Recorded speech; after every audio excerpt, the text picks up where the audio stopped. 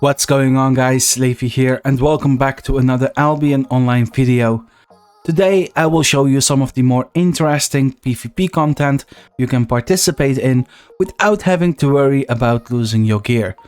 These are especially good for newer players who want to get their first taste for PvP before diving into the full loot part of the game. But of course it's also good for any other player that wants to try new builds, practice their PvP skills, or simply want to try out and become better at various game modes. I'll share a brief explanation about each content so you understand the basics and can get started right away. The first content option you have is Arena, which is a 5v5 instanced PvP mode with daily rewards. If you click on the activities icon at the top right, you will find the Arena option. From here you can either queue solo or with a group. It's important you select your role and meet the item power soft cap.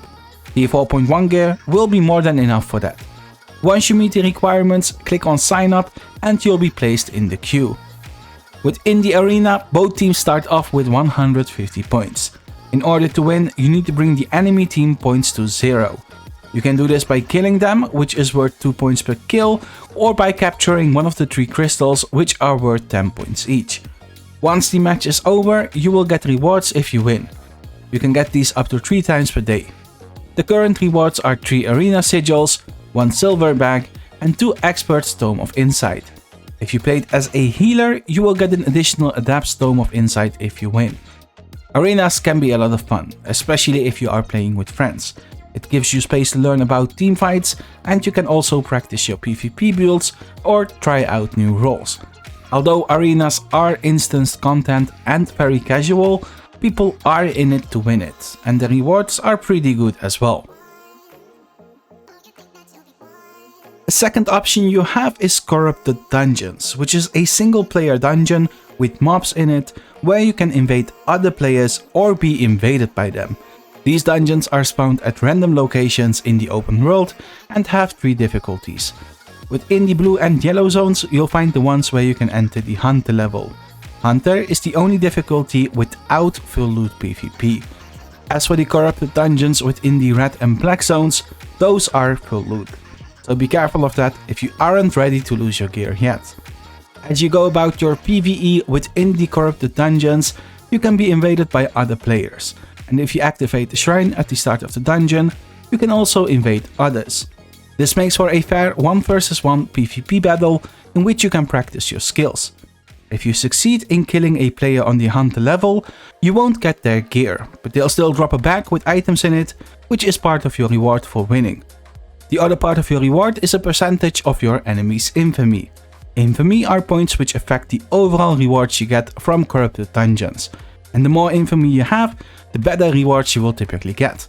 Not only do you get infamy for killing other players, you also get infamy for killing the mobs and bosses within the corrupted dungeons. There are 3 side bosses that you can kill who are protecting chests. And once you kill enough mobs, the main boss will spawn, who is protecting a final chest.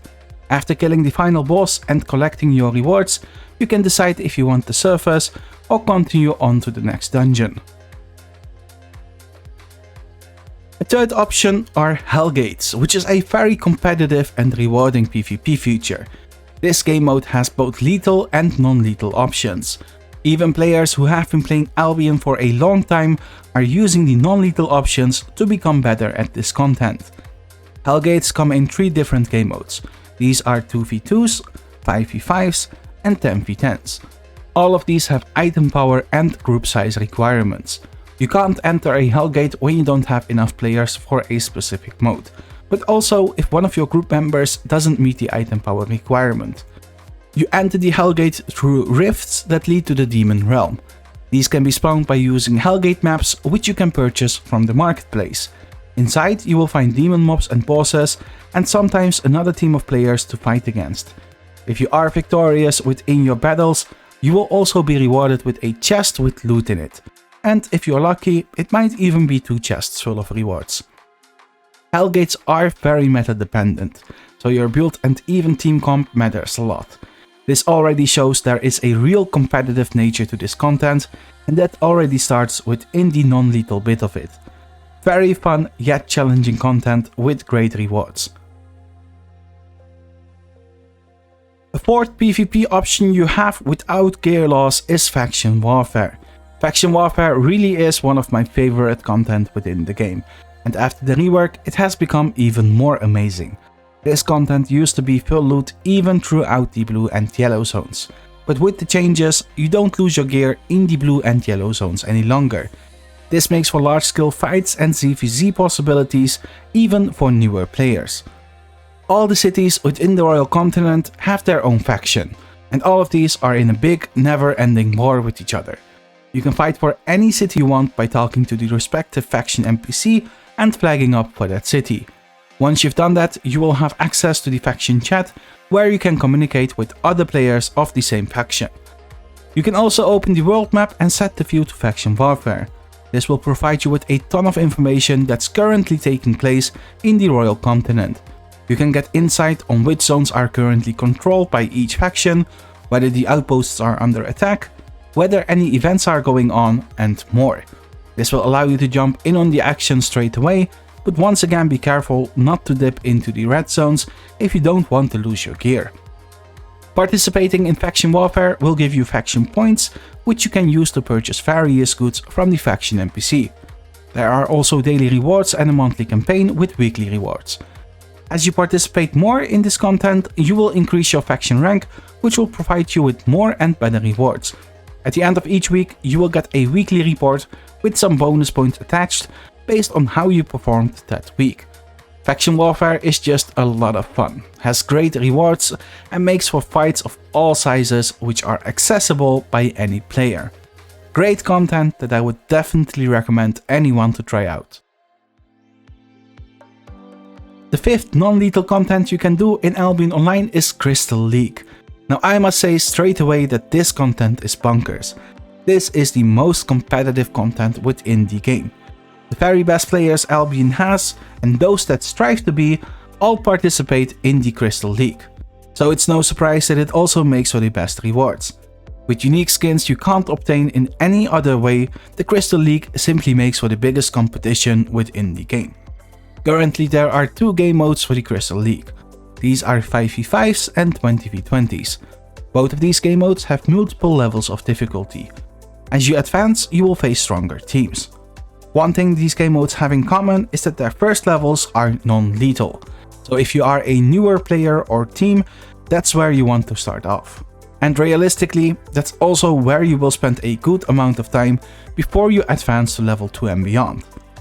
One unique thing about the Crystal League compared to all the other content mentioned so far is that it takes place during certain timers.